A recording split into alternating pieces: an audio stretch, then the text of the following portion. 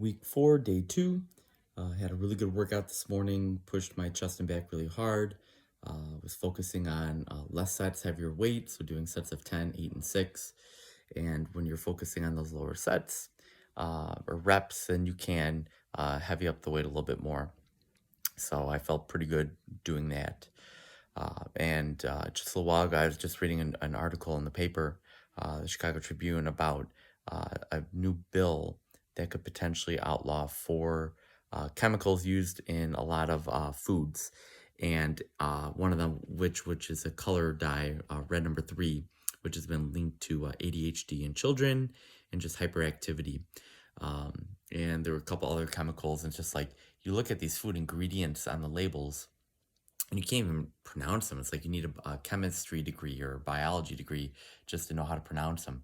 And the past decade to 12 years, I've been looking at food ingredient labels, and if there's something on there that I can't pronounce, and it's like, okay, should I be putting this in my body? And the answer definitely is no. And I'm not trying to shame anyone or put anyone down because yes, eating healthier, wholesome foods is slightly more expensive than the processed junk. But the way I look at it is I am saving money later on with medical bills, because definitely if you're eating the processed and ultra processed foods out there, it's not a matter of if you're going to have some type of disease or just some type of ailment. It's a matter of when. And hopefully you have good health insurance, because it's going to get pricey out there, like insulin. Now they're starting to finally drop insulin prices, but it's not cheap. A lot of diabetic drugs out there, cancer treatments, cancer drugs. It's just this stuff costs almost as much as a house.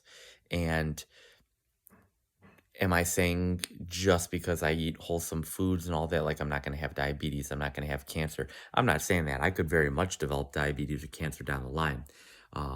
Based on all the reading and research that I've done, I don't think I'm going to get diabetes being on a ketogenic lifestyle, but cancer, you don't know. So all I'm saying is you're better off eating wholesome foods that generally don't come with a nutrition label on it. So we're talking about all your produce, your vegetables, your fruits, your legumes, your grains. Even though I would say I would steer away from the grains. All of your meats, yes, that has labels on it. But if you look at the ingredients, like if you're looking at ground beef, the only ingredient should say ground beef. There should be nothing else in there.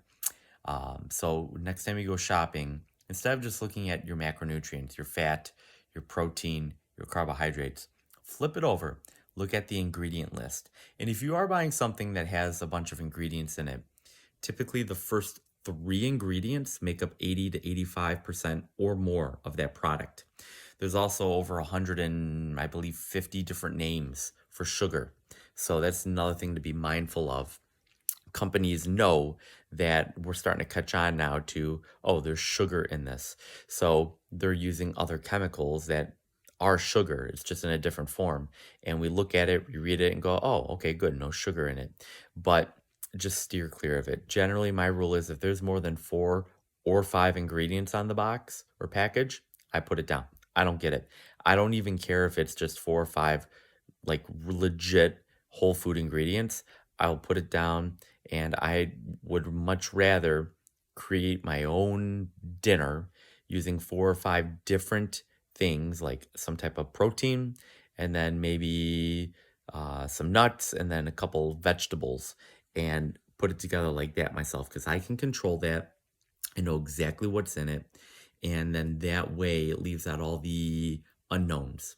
So that's how you can take control of yourself. And if you can do that 90% of the time, you're going to be just fine. The other 10%, you can get away with a little bit of that. But that is my recommendation. Eat wholesome foods. Don't rely on these companies to have your back and your health and your livelihood, because they don't. All they care about is the bottom dollar. They're all publicly owned, and all they care about is how much money they're making and is their stock price going up. And that's what they care about. So They've bought out a lot of our politicians. The lobbyists are just out of control with lobbying on behalf of these big companies.